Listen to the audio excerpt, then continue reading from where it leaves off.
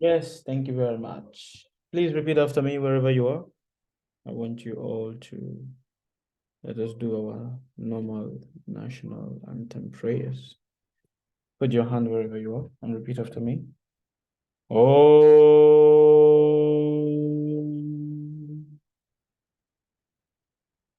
Namo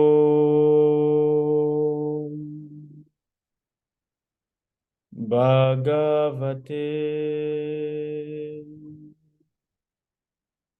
Vasudevaya.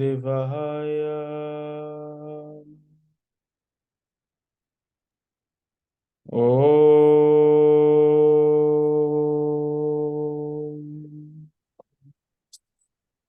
Namo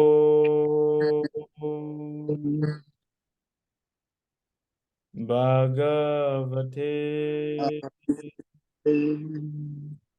Vasudevaya.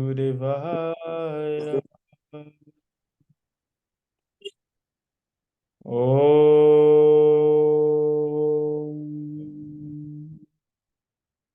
Namo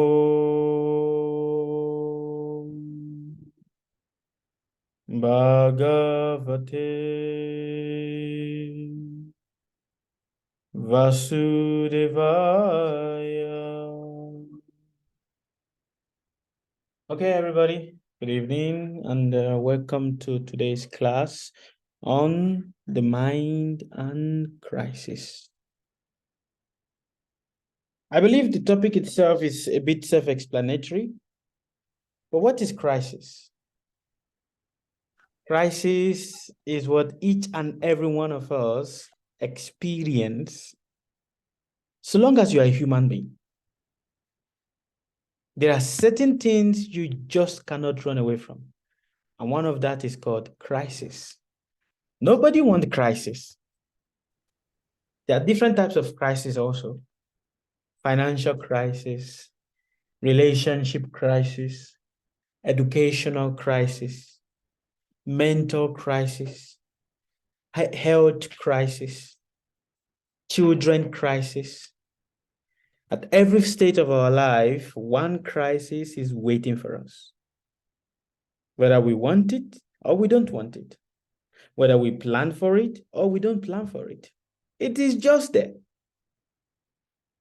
And a lot of people do so many prayers. I'm telling you, a lot of people do so many prayers because they want to avoid crisis. What is the reason why people do prayer? Because we want to avoid crisis. But the more we do, the reality dawns on us also that you can't avoid crisis. Crisis is your birthright. And because it is your birthright, everything about your life is all connected to one form of crisis or the other. A child is born, he has to pass through the difficulty of living, of growing up, and all of that.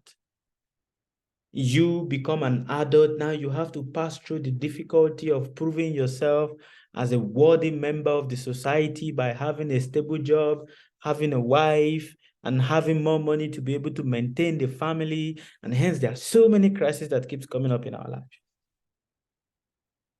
So many. And because we are all looking for easy way out of this crisis, we put our hand into so many things. A lot of people will do businesses, not because we love the business. We do some certain work, not because it is our passion, not because we love the work, but because it is as a means of a necessity because of the crisis that we are having. If we don't do the business, who is going to do it for us? Who is going to solve the crisis? The crisis will be there and it keeps piling up again and again and again. So everybody put their hand into different forms of business, different lines of business, just to be able to do what? To avoid crisis. But can we truly avoid crisis? Can we truly say, no, I'm avoiding crisis? Can you show me one person's house, the house of one person, that there have never been crisis in his house? Can you show me? Does that even exist? Show me one person, just one person, that so long as he has been born, he has never experienced one form of crisis. But this crisis is always there. And we give the crisis different forms of names. Oh, this is financial crisis. I don't have finance, so I'm in crisis. This is children crisis. Oh, I'm trying to have child, but child is not coming, so I'm in crisis. This is educational crisis. Oh, I blame my father and my mother. I blame all of them. They did not train me well. They did not give me the right education that I need. I really like to read. I really like to go to school, but they didn't give me all the opportunities. So see all the crisis. I have to keep taking student loan or the other loan just to be able to complete my university or my school, my education and everything like that. Crisis. Even your body, your own body itself gives you crisis. Oh, my hair is getting gray. I need to go and dye it so that people don't think that I'm getting old. Eh? Oh, the body, I can't work as I used to work anymore because now every small work I work, there's always pain in my body. I cannot do all the difficult thing I used to do before. Crisis of the body. Oh, my husband is not talking nicely to me. He has gone far away from me. Now you have to keep monitoring him and everything. Crisis of relationship.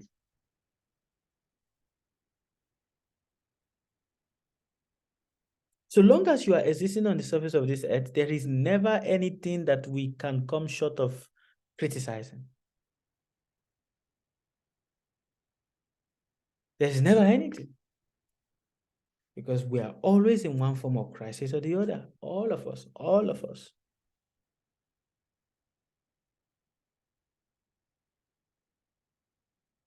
And as a result of that, we've become a puppet of our mind. Now understand there are two types of crisis. There's the spiritual crisis that when you start embarking on the path of spirituality, it is going to come. It is expected because it is a spiritual crisis. And there is the material crisis. What is the difference between a spiritual crisis and a material crisis? It is the mindset.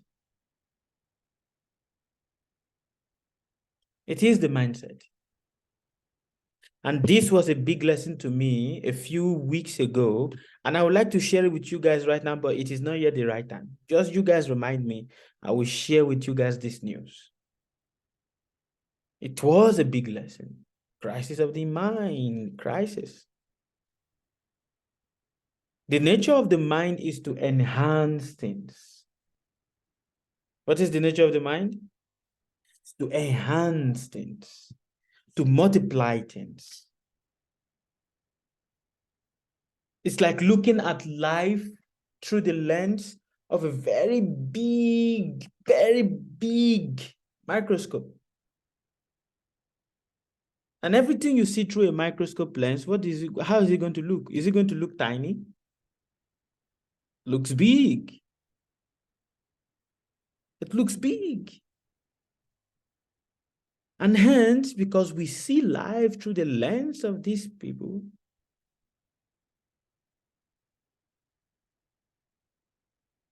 our life, our existence is suffocating. A lot of people are suffocating because of what? There's too much anxiety that is everywhere. That even to breathe is suffocating some people. Because they can't sit in one place, because their mind is always running. Okay, I need to do this, I need to do this, I need to do this, I need to do this. Their mind, it is just like when a woman or a man has a lover outside and is married, he's very, very cautious. He's very, very cautious so that the first wife does not find out. But that lover now becomes the source of the death of the woman or of the man. That is the mind. That is the nature of the mind for you.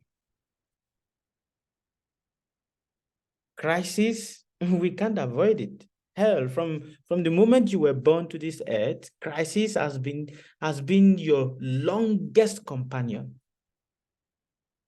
The oldest companion you can ever have on the surface of this earth is crisis. It has been with you from the very beginning. It is still with you till now. And at the end of death also, it will still follow, it will still depart with you to wherever in your next destination is, because that is his duty, crisis.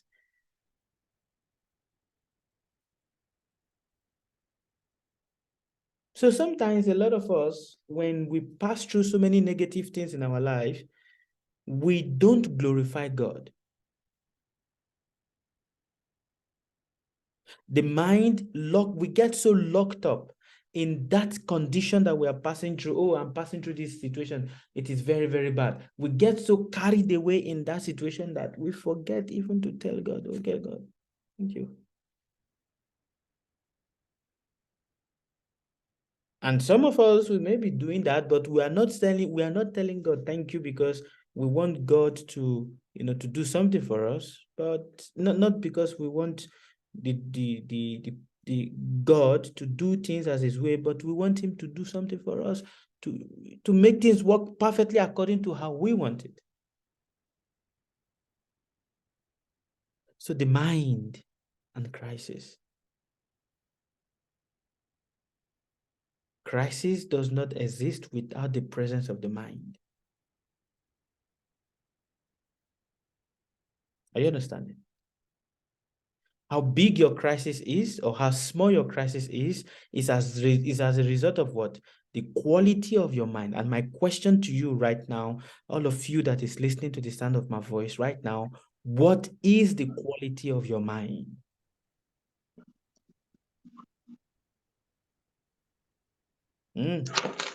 How clean is the quality of your mind? How clean? How clean is the quality of your mind? 24 hours a day, we clean the body, we brush the body, we groom the body. What about the quality of the mind?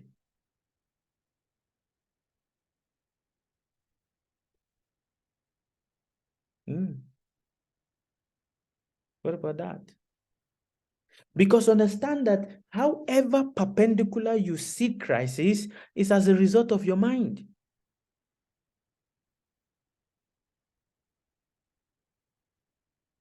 Do you understand? Once upon a time, there was two boys, young boys in their mid 17s. They went on a journey together.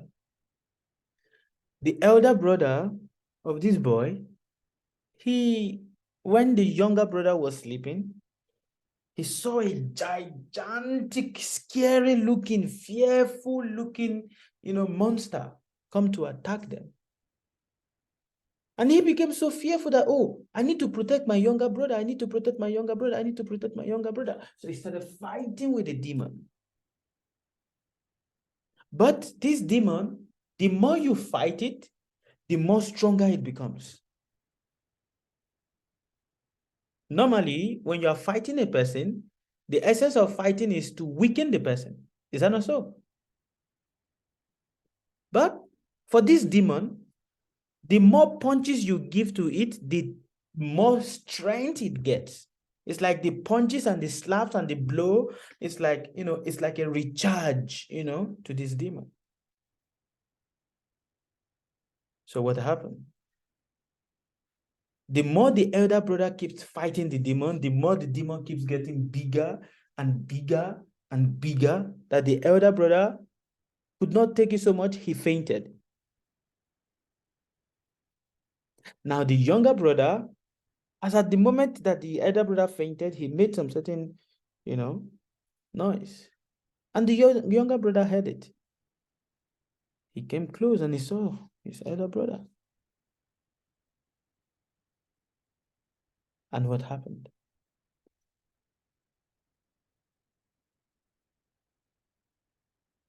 He saw the demon.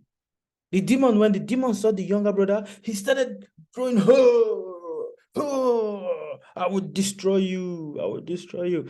And the younger brother started laughing at the demon. Look at you. He started laughing at the demon. Look at you. The more the younger brother laughs at the demon, the more the demon starts shrinking. The more he laughs at him, the demon starts shrinking.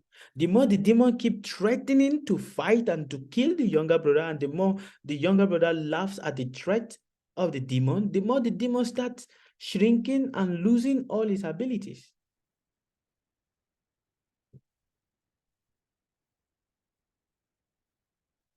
Can you guys hear me? Can you hear me? Yes, we can hear you. Okay. Yes, sir. This demon shrank to such a state that the younger brother picked up the demon and put him in a bottle and corked the bottle, sealed the bottle up. And then he revived his younger brother, his elder brother. And when the elder brother woke up, said, hey, did you see the big gigantic demon that came to attack us last night? Did he run away? Are you safe? Did he do anything to you? And then the younger brother was like, which of the gigantic demon are you talking about? Is it this one that is in this small bottle here? This small thing that is here in this small bottle? Is that what you're talking about? The brother was mesmerized. He was so mesmerized that how did you get this? How did you get the opportunity to put this demon in a bottle? Do you want to know the names of these brothers?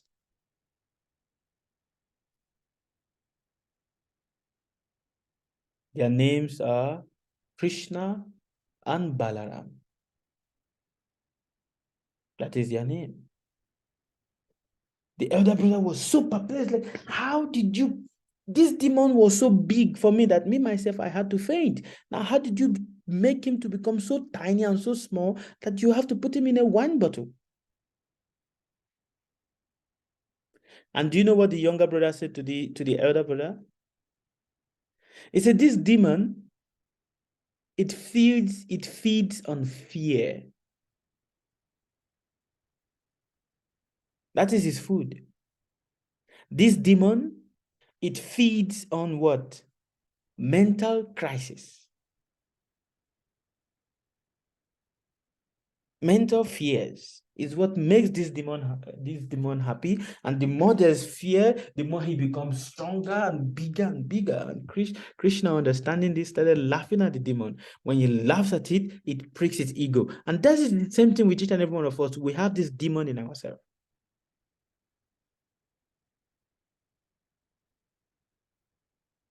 Are you hearing? We all have this demon in ourselves. And to a certain amount, that demon is present in each and every one of us.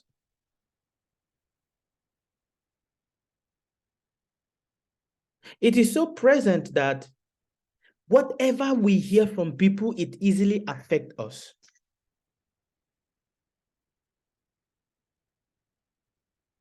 Do you hear me? This is how present the demon is in each and every one of us.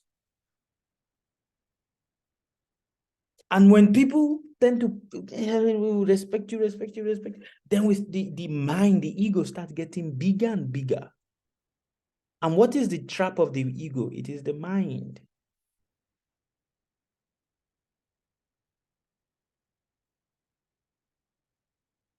So when we are looking at our financial crisis, we are looking at our mental crisis, health crisis, relationship crisis, every crisis, whatever crisis we are going to encounter in our life, when we're looking at that, you should understand No, people are not grateful for their crisis. We are only grateful for the good things that happens to, oh God, you've done this for me. Thank you very much for this that you've done for me. You made me to, you made me to get this contract. You made me to get this bill. You made me to have this money. You made me to get this. You made me to get that. So God, thank you.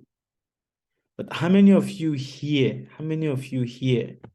have knelt down, go down on your knees and say, God, same way. You're happy, but you've went down on your knees and said, God, I thank you for this bad period. Oh Lord, I thank you because you are really doing something wonderful for me. How many of you have done that? Like you went on your knees, really went on your knees. And you are praying the same way you pray when God has done something wonderful to you. That same way you are praying, God, I thank you for this bad period, for you've shown me who I have to know and what I have to do. Lord, Well, who's that? Yes. When I pray for the good and the bad to be able to embrace it equally. I'm not excited like, oh my God, thank you for all the misfortune. You're excited. But I do thank him for the good and the bad, because the good gives me joy and the bad gives me experience. No. It is good what you've said. It is wonderful. Thank you. The bad gives us experience. The reality is, what is the definition of failure?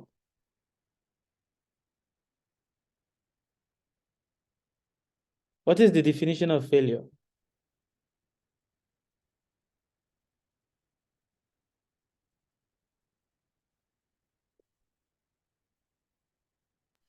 Yvonne? Not to complete, Yes, go ahead.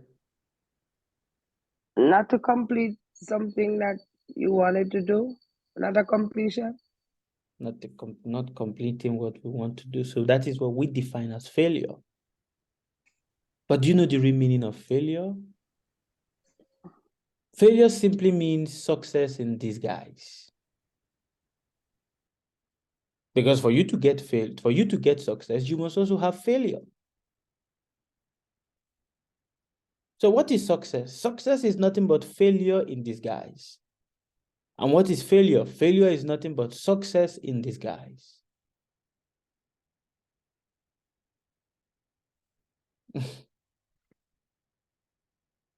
So the mind, the nature of the mind is so strong, so strong. Krishna, Arjuna said it in the Bhagavad Gita. He said, Chanchala hi mana Krishna. This mind is so strong. It is so difficult to control the mind. It is easy to control the movement of the wind, but it's very difficult to control the movement of the mind.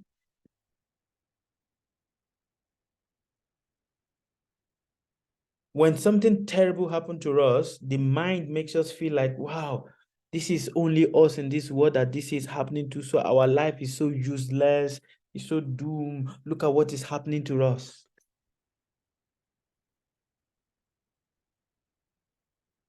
My life is so useless, so doomed. Why should this kind of negative thing happen to me? Why only me? Why should I be the one to pass through this bad thing? Why? Why? And in this way, the mind starts whispering into you, yes, you know why you are passing through this? It is because somebody is doing juju against you. That is why. It is because, you wanted to do it the last time, but you know that man brought some obstacles to you. That man brought some obstacles to you. You see, that is why. If you've been able to get there on time instead of the way you went late the last time, you will have been able to do it better and you will have passed it. See, that is why. Oh, do you know why that woman did not pass you in your exam? Because she does not like you. She's racist. That is why. She's biased. The mind will whisper. And when the mind whispers, it increases the crisis. Are you hearing me? Are you hearing me with your intelligence, not with your mind? Are you hearing me? It will whisper. It will make you a victim of what excusitis. The mind and crisis. Oh, why? So long as you are a human being on the surface of this earth, crises are what you are meant to experience. Because at every stages of your life, you are burning off, you are shedding off different negative karmas. And what is it that is the flag that shows that now something is working? Crisis. But sometimes the crisis is too much, it is overwhelming. But actually, who is getting overwhelmed? Is it us, the main person that is getting overwhelmed, or the mind that is getting overwhelmed? It is the mind. It is also the soul, because the nature of the soul is to enjoy. The soul's nature is not to feel sadness. The soul's nature is not to feel sickness. It is not the nature of the soul. And because these are not the nature of the soul, that is why you will see when a person is sick, the moment you just fall sick, just have a little flu, the moment you start trying so many ways just to get better. Why? Because the nature of the soul is to be joyful. Susukam, joyful.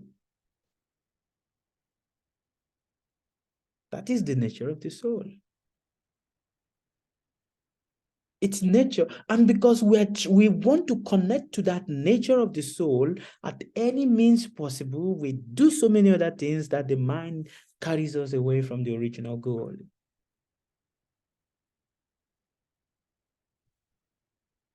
Oh, I don't have money. Oh, there's so many things I need to do right now, but money is stopping me. Oh, why me? Why?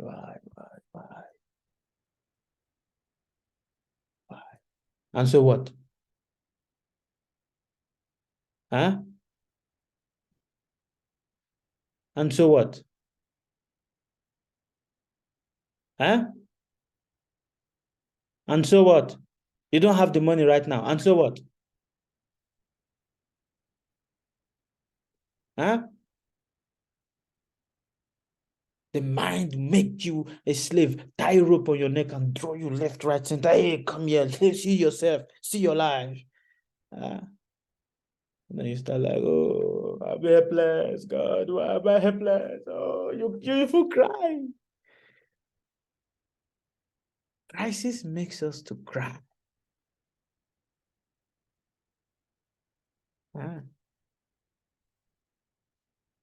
Some years ago,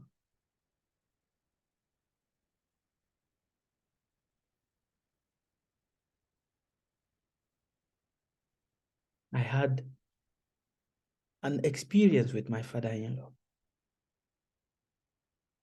You see, my father-in-law is a man, he's a police officer, was a police officer, not anymore, but was a police officer. He lived his life diligently, does not interfere in anybody's life, just does his duty as it is. But then one day, it so happened that his son, fell in love, and so many things just started happening because of what has happened with the son falling in love with another person, and that person now started creating police cases and sending police cases to on my father-in-law. My father-in-law was a police officer. He has never been locked up in his life. He's the one that locks people up, but he became locked up. It was such an embarrassing thing, such an embarrassing thing. A man that is heavily respected in the society, how can this kind of a thing happen to him? Everybody was running helter scatter, left, right, center. Oh, why this, why that, why this? Pointing blames. It is because of you. You are the cause, this, pointing accusing fingers at everybody. But this man, he remained undisturbed. He remained composed. And then he was asked, "Oh, sir, why are you so in this difficult situation that something has happened? This is not considered something good, but you look so calm, not disturbed and everything. You're just like, oh, let whatever wants to happen, let it happen. Why?" Do you know what he said? Do you want to know? He said, "I did not pray for the crisis. It came on its own. Similarly, it will go on its own. Yes, I know it is discomforting. Because every minute, every time your tension, the mind is so up. I know it is very discomforting. But is that not what patience is for? Is that not what tolerance is for? Imagine I'm a man, eh? I'm a man. I chose this topic from some experiences that happened to me. I'm gonna talk to you guys about this experience, not today, maybe next week or next upper week. We'll talk about this experience. Just popping a pimple on your forehead or some boil or some, thing that has grown on your body. For a man, it is unbearable. But for a woman, they can just they press it, and it's all gone. But still, why do we have patience for things that are insignificant? And things that are significant, we don't have patience for them. This is my question. Why do we have patience for things that are insignificant? Like having a boil on your face. It's insignificant. You are patient, you can go to the salon and they will put all this thing and they will scrub it, and it is painful. Scrubbing the face is painful. Have you done it before, Mr. Abraham? You should try it. I don't like it. It is painful. It's very painful. Especially if they put that sugar thing or whatever it is and they start scrubbing, and it is painful. I don't have time for that. Right? But we endure that, knowing that it's just a matter of time, it is going to go away. But the thing that is most important for us to endure, we can't endure it. We break. Why? Why do we have patience for things that are insignificant? But things that are significant, that is the catalyst that changes our life, we don't have patience for them. Why? Because of the ego. The ego. When crisis comes our way, our ego makes us feel like everything is totally against us. We are not good. And then the mind will come and whisper to you, yes, you are not good. See your mate. See what your mate is doing. Just see your mate just buy a Mercedes car. See that your sister, see what your sister is doing. See her life is getting better and you are still here. See your neighbor. You guys enter the same house the same time. See your neighbor. See, he's already leaving this house and he's going to another person, to his own house. Look at your neighbor. The mind will bombard you. Why? Because we identify with the ego. You hearing me? Are you hearing me? Because we identify with the ego. All right, I'm going to stop here. Question, comment, all of the above.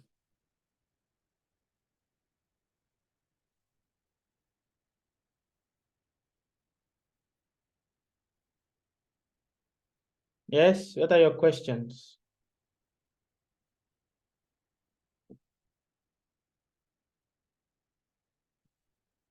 Since you are dealing with the mind, what we hear have impact on our mind.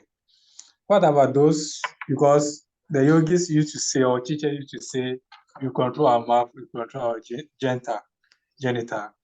Because these two also have impact in our mind. what should we take in so that we also have a good crisis or good crisis for our mind that can live a peaceful life? How strong you are when you are passing through your crisis is also dependent on kinds of association you have. Do you guys hear me?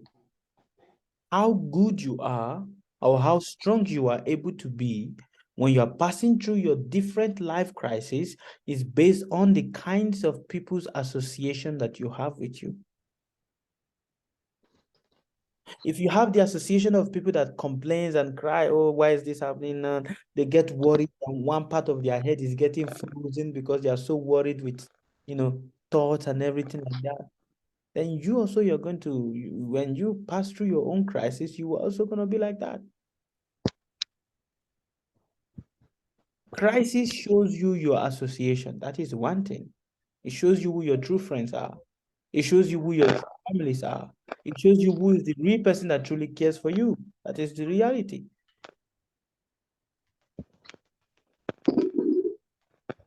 So how do we control the mind and everything? You can't control the mind for a fact. You can't control the mind, but you should do prayers. Chant the Hare Krishna Mahamantra. Hare Krishna, Krishna Krishna, Hare Hare. Hare Rama, Rama Rama, Hare Hare. To subdue the urges of the mind.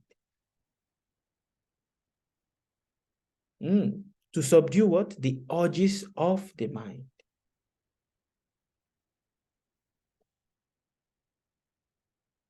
Crisis, as with every stages you are going to make mention of, have passed through one crisis or the other. But that crisis is what is going to be the backbone to shape you or to destroy you. Crisis is essential. It's a way that the soul sheds itself of unnecessary karmas. So crisis should not be feared, because it is a way that the soul is getting itself rid of unnecessary baggage of karmas that it has been carrying. You understand, Mr. Abraham? Okay. Yes, I understand. Very good. And I want to share something. Yes. I'm going to from last one to today. Yes. Since I came to Morocco, I think I'm in my 6th years now. And after 3 years, something happened in my life that I was not expecting it. As a big time is a disappointment. Yeah. People promised you, my boss who brought me here, he promised me all sorts of a lot of things that I was not expecting it. In fact, I don't have any choice. It already happened. Within 1 week, I grew late. That I don't understand life as beginning of life. I was planning to marry, to set up my own business, all those things. So, and I have small mind those things, small mind that I was expecting from him to give it to me. Everything went off. Went off. As I speak now today, the weather I have less than $20, but I'm happy. I was happy this morning. No, this afternoon I was happy. I don't understand. So I had a dream that you were praying. That's why I saw that. So I realized that you two are. I remember that you did some prayers. Yes. And so I was thinking, I had a dream that you were in the maize farm. You were doing some prayers. Ritual. The prayer is a ghost time. So I saw a Madam Atterbury have a new clothes, including all the members are there. And as one of the ladies, to somebody give a hand. But the hand you saw is not the good hand. Later on, you also give a hand. But your hand is a claw, a lion claw. So I wake up and I was happy so much. I don't understand. And aside that, last week, I was put into a cell without doing anything. Well, 2 hours later, they came and released me. Mm. That's why I have a document. I'm legalized in the Morocco here. It's okay. They released me for free. So because I saw your video to say that you want to sell. Yes. Yes. But that day that I want to sell, I wake up. During my prayers or chanting, I was so happy that I wanted to go for extra and extra. So after my prayers, I realized that my dad and my brother, it's like we were in the cell. So first came to my dad, I need to go to cell to express something over there. Or my past, I have something to pay there. So what I went there, that's back because I've not done anything. I showed them my card that I didn't pick my card, but I had my card on my phone. I showed to them that that's my card, everything. So no, let's go. So I went to them myself. I prayed to my teachers that here I am. So later I request for water, they refuse. We ordered to pour water for my ancestors, they refuse. They just look my face, just back the door. I was just smiling, laughing. So I don't have any choice. I have to wait. The right time will come, and then they release me. So the embassy that I serve, that they are supposed to help me, they refuse. All their promises they made, they refuse. Just yesterday, they called me that I should come and they cook for them because I came and served as a cook or caterer or chef for them. So the head of the embassy, she saw me. She told me, "You are a man. You are a bold. All that happened to you, but you are still standing here. You are really a man." So, I was quiet for more than 2 minutes. You are a man. You did well. Because you don't have any bad intention, you don't have a bad record, but yet today I'm here. Even though I don't have money bad yet. I was very happy and then I went to bed. That made me had a nice dream. So wow. So it make me extra happy, even though I don't have anything. Of course. Yeah. Why shouldn't you be happy? That's the essence of it. When you are able to control the movement of the mind, when you are able to make the mind your best friend, even in the worst scenario, you'll be happy. You'll be joyful. Because you And so now she's told me that I should come and visit them at the embassy date. I said, okay, I'll come later. Yeah, that I should come and visit them. Because the time the thing happened, I used to walk more than 1 hour to tell the nature that is what I'm going through. I don't have anybody. But through the association with the good association with the Vaishnavas or the devotee, yes, I come to understand that anything can happen. Whatever you are, whatever you are, that good or bad, anything can happen to you. So today, whatever is happening, accept it like that and move on the life. Yes. I don't blame anybody, rather I blame myself. Because that times, if I have money, I can dash it out. I can do good without thinking that anything can happen. Because I believe that people will help me. That day, disappointment. Oh, I cannot help you. All the people I help, I know they turn back at me. That's why I've learned my lesson today. Yes. I know my left and right. Very good. It makes you mature. So congratulations.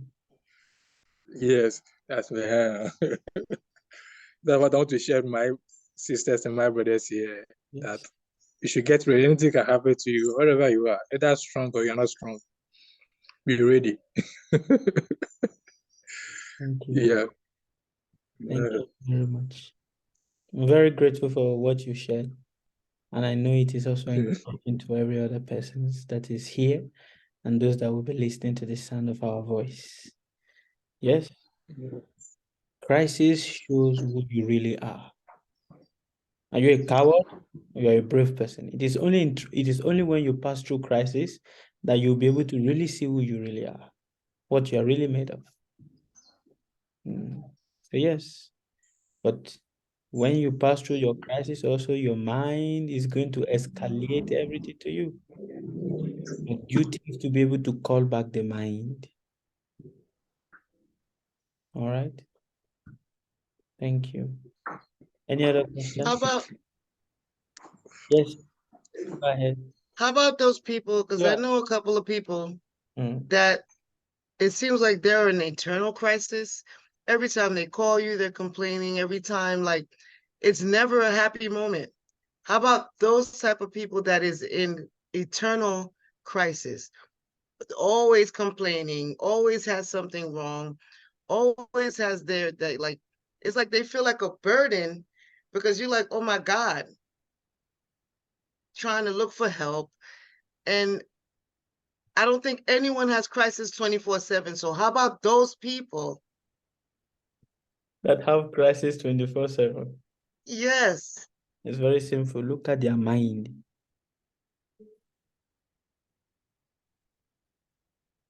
Their Okay. mind.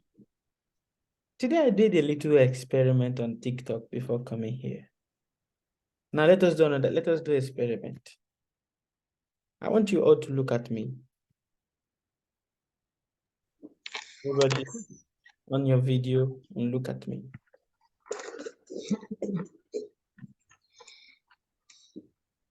Focus your energy on me and tell me if you hear what I'm saying to you right now.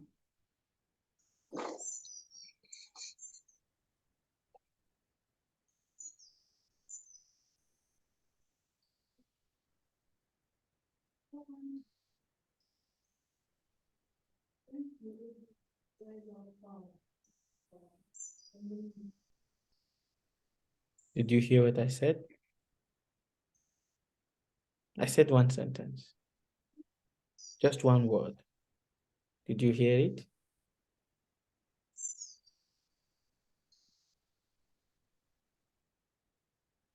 Yes, tell me, who wants to go first? I don't know if what I heard is right, but all I heard was clear your mind. Clear your mind. Okay, that's good. That's good. How about you, Yvonne? That's what I heard too. Quiet your mind. That's what you I heard? focus. Quiet your mind. I heard focus. You heard what? Focus. Focus. Okay. How about you, Abby? What did you hear?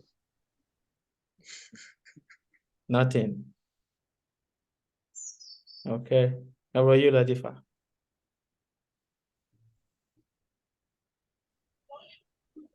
I heard it's okay. It's okay. Okay. Mm-hmm. All right. Emilia, what did you hear? Yeah. What did you hear? Mr. Abraham, what did you hear? That's you. I didn't hear anything.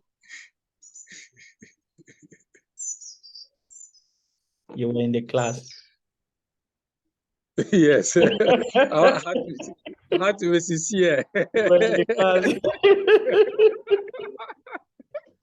I did not say anything. I didn't send any message. I didn't say anything. I didn't send any message. But you heard something. Who is it that was talking to you? Your mind. When you look at the sky, what do you see? Oh, I see freedom. Oh, I see the birds. Oh, I see the clear sky. No, you don't see any of that. You only see the sky. You see nothing, only the sky. But the mind makes us to think that we hear something that is not there. The mind. So when a person passes through crisis, your mind intensifies those crises for you. Some people are in a day-to-day crisis, lifelong crisis, every day, because already they have become a victim of their mind. They are already dead to the intelligence, and they have become a victim of the mind. And because they've become a victim of the mind, everything that is going on around them, even if it is positive, they see it as crisis. Even if when someone is coming to genuinely care for them, they see it as no trouble, crisis, because their mind has ensnared them. Their mind has bound them left, right, center, that they cannot see anything apart from what the mind shows them. So for such people, you already understand, it is every crisis we all encounter, it all becomes heightened or not heightened based on the quality of our mind. Every. Papa, can I ask a question? Sorry? Can I ask a question? Yes, you can. So the fact that I was looking on you and it seems as my mind says, quiet the mind. Is that a bad thing, or It is not a bad when thing. your mind? It is not a bad thing, but you had that because that is the image that you've created of yourself. That is the image that you've created of me in your mind. Did you hear me? Oh, that's something I created. But of course, it is your creation. So my phone keeps ringing. So for instance, you know how you be there and then it's like, well, is your mind, or you say something says you should do this or do that, is that also me creating, or is it? There's a difference between divination and the creation of the mind. And how do you differ? How do you differ? Intelligence. Intelligence shows the difference. Intelligence is the guiding light. And according to what it is that has been given by those that were before you, that becomes the guiding light. But the creation of is very high, that sometimes you don't even know the difference. Just like an example is this. A person goes to the church and say, I'm prophesying, the Lord is telling me to tell you this. This is what the Lord is telling me to tell you. I am prophesying and I'm telling you this. And the person also falls under the Holy Spirit or whatever. Oh, and they're falling and throwing themselves on the floor and rolling and all of that. Is that really the Spirit of God? Is that really God that is telling them to say something to them? I saw some people on the internet, they made so many videos and they're speaking in different demon possession, all of that. And like, oh, this is the voice of the Lord. The Lord is what is that? That is nonsense. It is the truth. I'm telling you guys, it is the truth. This is nonsense. Nothing, it is all nothing but a concussion of the mind. For there are three ways you must only see reality. And what are those three ways? The eyes of the guru, the eyes of the teacher, the eyes of knowledge, and the eyes of intelligence.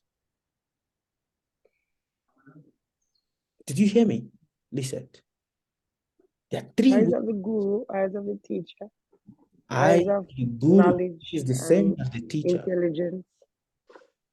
The eyes of the guru, which is the same as the eyes of the teacher. The eyes of intelligence, and also the eyes of knowledge. Put it scriptures. Right. Is this there? Is this there? Did the guru say this?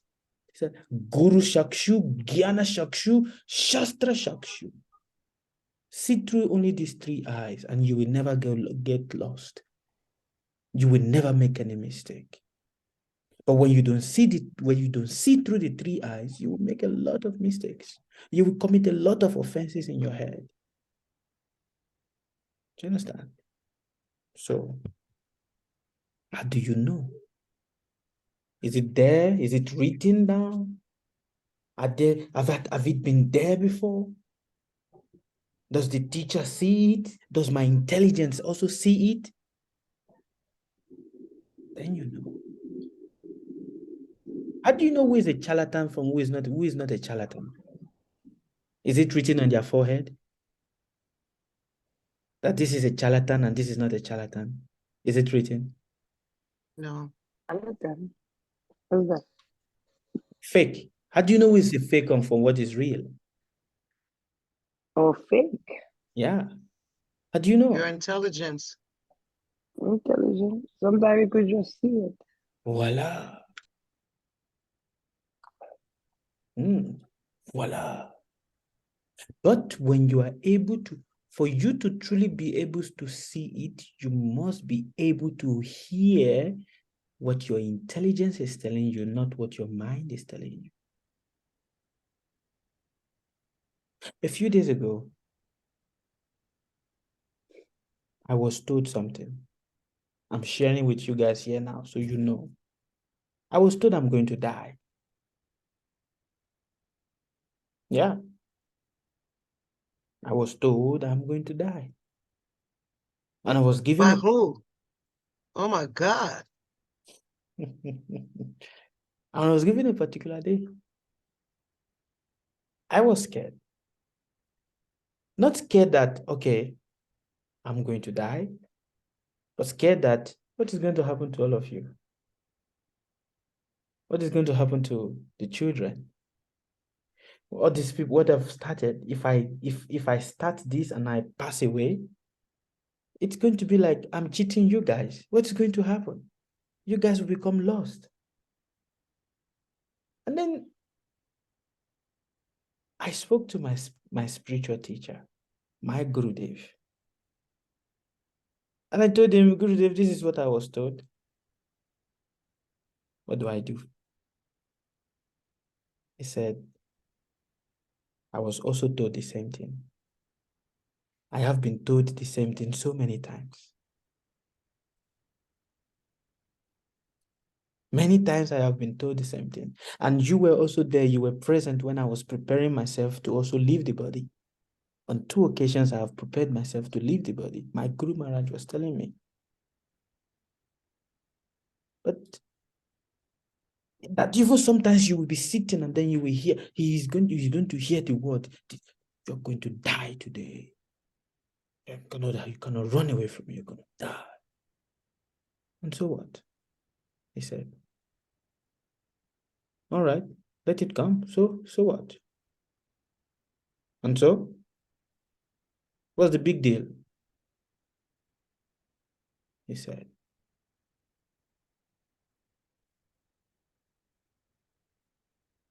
that changed the dynamic of everything.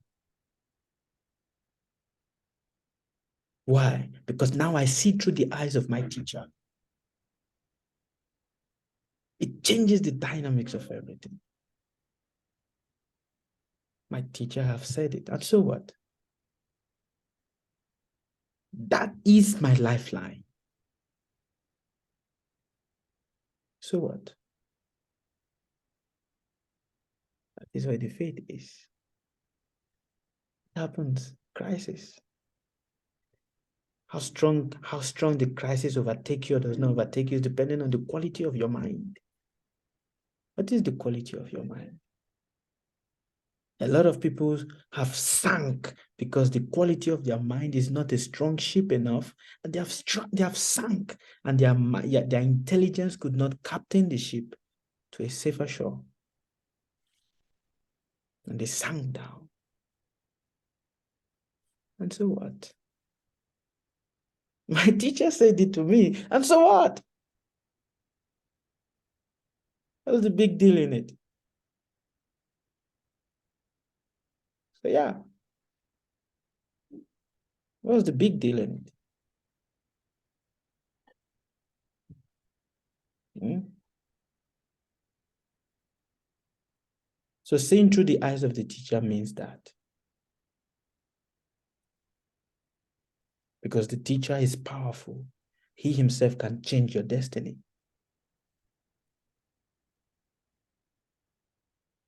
That is how powerful the teacher is. He can change the course of your destiny. But of course, that is a fact. So my dear. So the person that told you that, are you for certain they knew your destiny?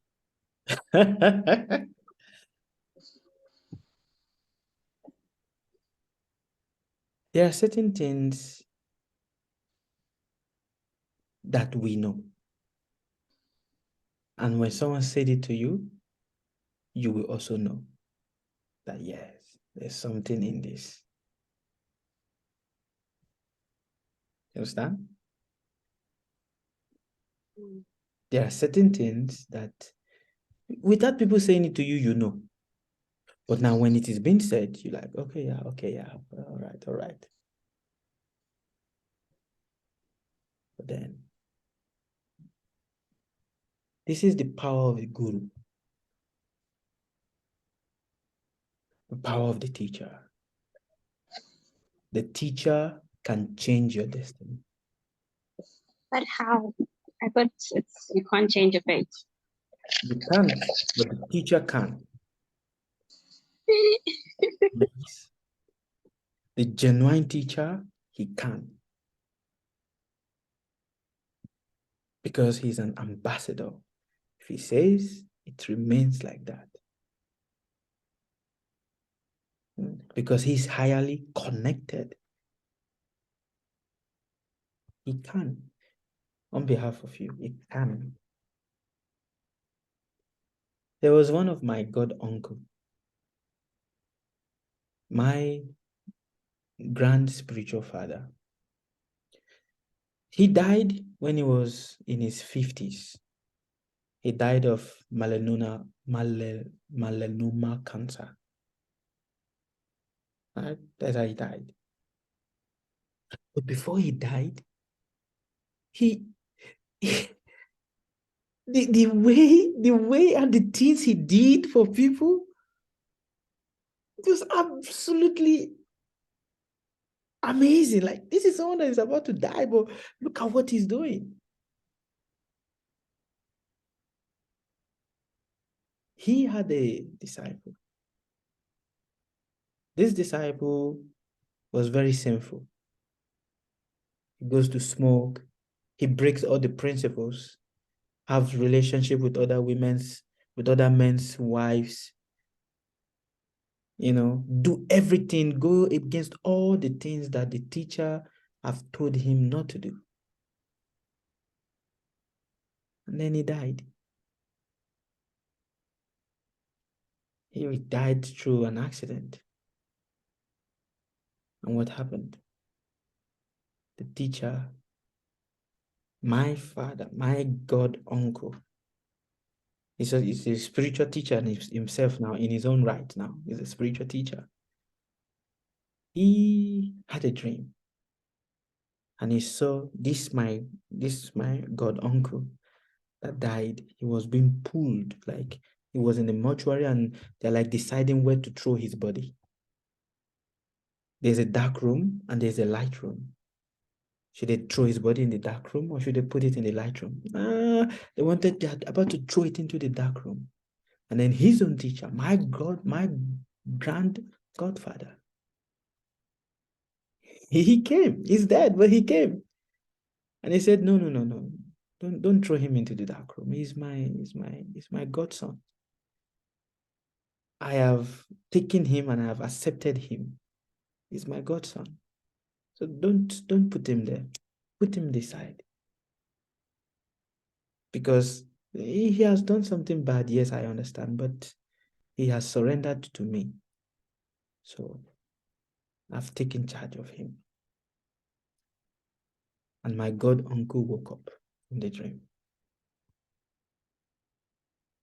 Why do you think I'm telling you guys this now? I'm not telling you guys this now so that you start thinking, oh, Sukadeva is about to die. I'm not about to die. I'm not about to die. It's still far, far away. I'm not about to die. But I'm trying to make a point to you guys. Even if I'm going to die tomorrow, so what? Death is death. It's just a change of cloth. The soul never dies, so But of course. the body only. So But I'm trying to make a point. Do you understand the point I'm trying to make, Lisette? Did it sink in? Yes, sir. Do you understand it? Yes. Very good. Very good. All right. Any other question?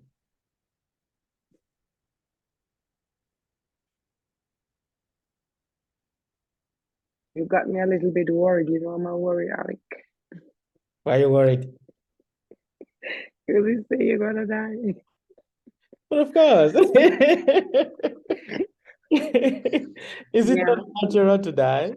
But not I now. know it's because it's natural, not. but the way you said it is like, I was like, well, yeah. Relax your if you mind. know me, You're like, don't die I know now. Leave you. you. I know you. But it's not now. It's still far away. Far away. You're going to see full white hair on my head. Don't worry. You will see full. Still far away. All right? Not now. But listen to the teaching and make your life better. All right? Very good. Very good. Atabe, you're not asking me any question. Peggy. Yes, What's your question? I'm right here. No, I was gonna tell you that you was frozen. Ah, okay. And also back to the people of the 24/7 warriors that their mind is taken over and it's like they're possessed by their own thoughts. People like me that don't want to hear it, I can just stay away.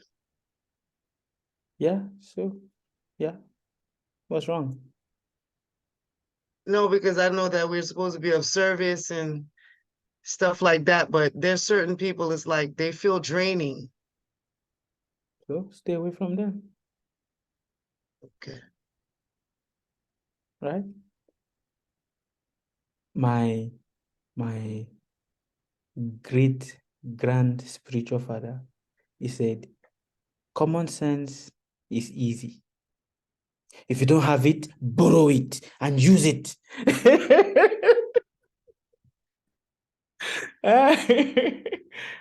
So stay away. Why not? What's the difficulty?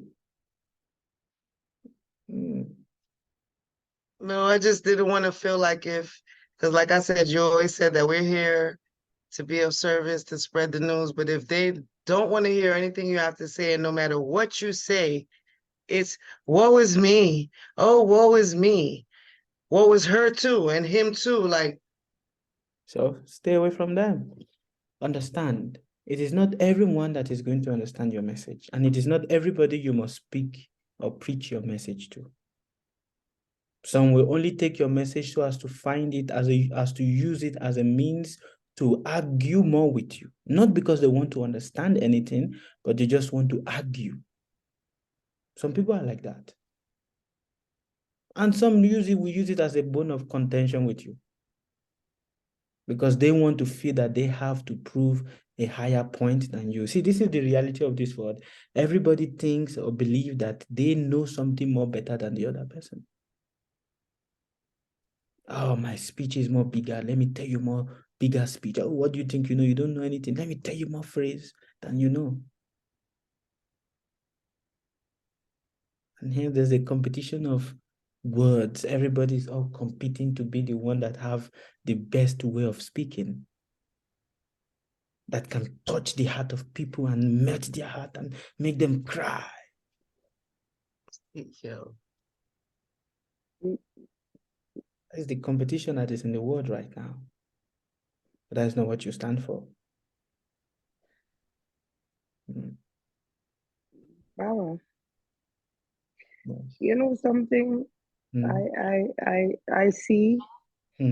I find there like most people, not well, some people who are around me who have would maybe object to my way of my spiritual path or anything to do with spirituality.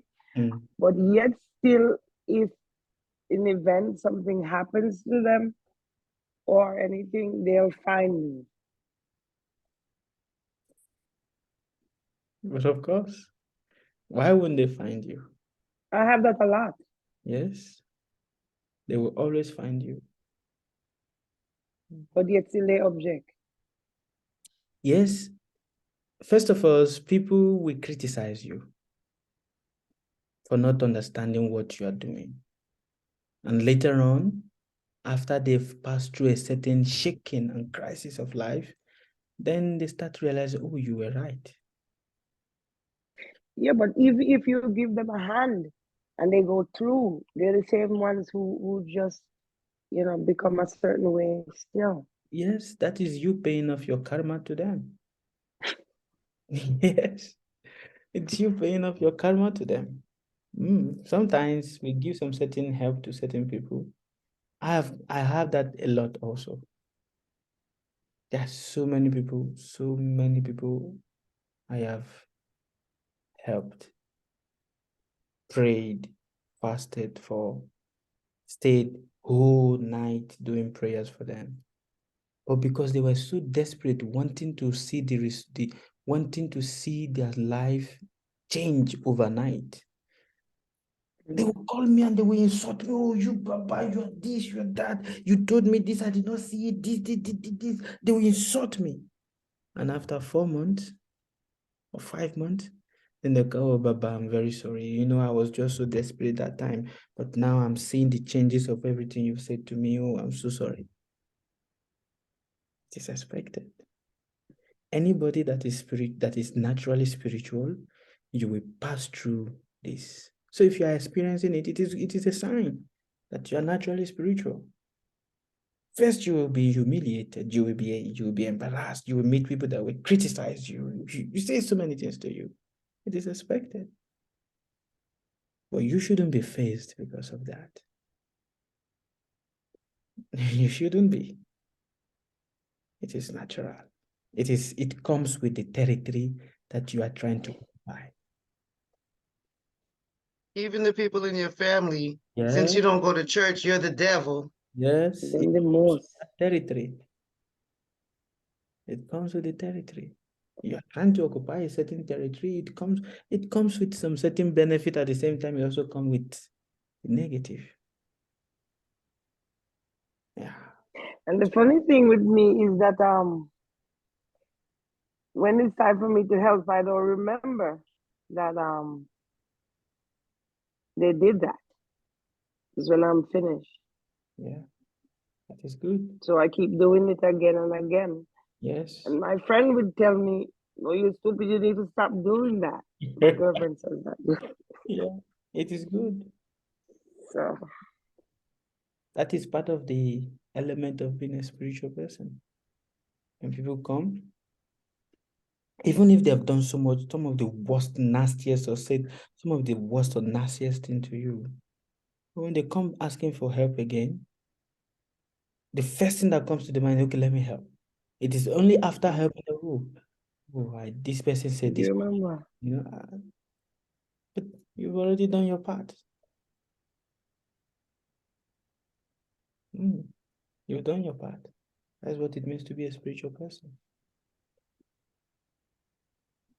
A spiritual person, we don't hold grudges. We let things go. And another question, why is it so easy to do something that you're not so attached to, and when it's something that you're attached to is kind of harder? Why is it so It's easy like to do things it's that easier to do something, say for instance, for someone you're not so attached to and it's done, and when it's your personal thing, it's just harder. Like is But of course, I don't know if the level of faith or is the impatience or it is expected. Yes. Your own things are the ones that are most difficult to achieve. Other people's things are easy because at that one, there is no emotional attachment to it. Mm. There is none. But yours, there's an emotional attachment and there is a long-term expectation. So Actually, the main point. do you think you have to? Sorry. The main point is what? Yeah. Expectation. Expectation. One of the reasons why we find it so difficult that when we are doing things for ourselves, we are not able to get it quicker is because before we started doing it, we've already planned it out. We've already received all, made all the calculation of how it's going to be and everything, come to a certain arrival of what it is that is expected. And we've already remunerated, how do you call it in English? We've already completed everything in our head. Actually, for you to start anything, you must first complete it here in your head first, right? You want to start a project, you must complete the project in your head first before you start, you start it.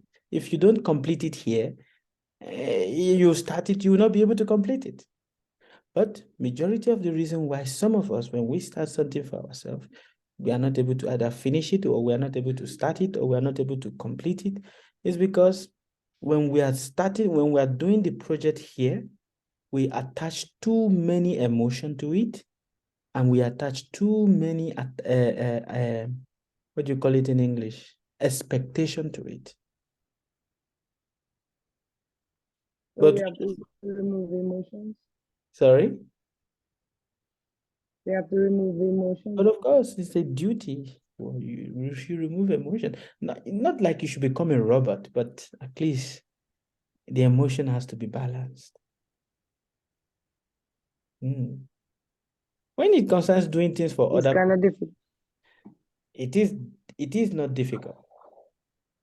It requires training and association.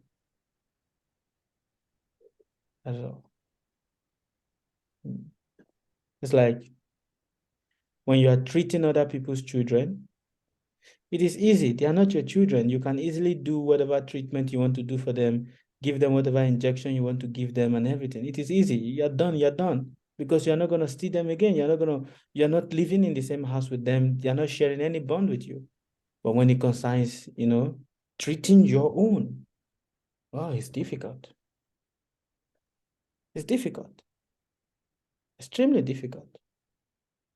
Similarly, when it concerns, if you are doing a project for somebody, you can easily finish the project and done because okay, I'm gonna get this. You already had the goal in your head. Yeah, this is what I'm getting from this. It's done. But when it concerns doing your own project, it takes more longer time to complete your own project than the project of other person. Why? Emotion. And also we become very, very, how do you call it? We become too lenient with ourselves. We become extremely lenient with ourselves. Some of us, we have so many excuses as to why we should be lenient on ourselves and not be more strict on ourselves to be able to achieve a desired goal. But to other people, when it concerns other people, we are not lenient. We're very strict.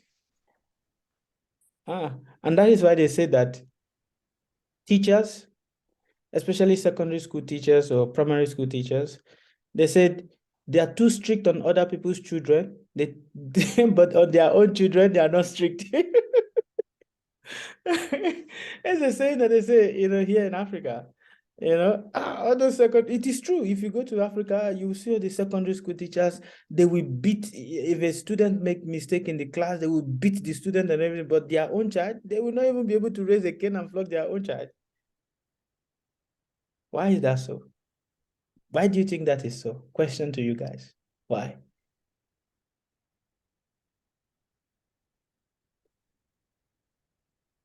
Why is it so? Because there's no feelings attached to the other person's child. Yes, but to the own child, there's a feeling, there's an emotion. It becomes difficult. So we should learn to balance the emotion.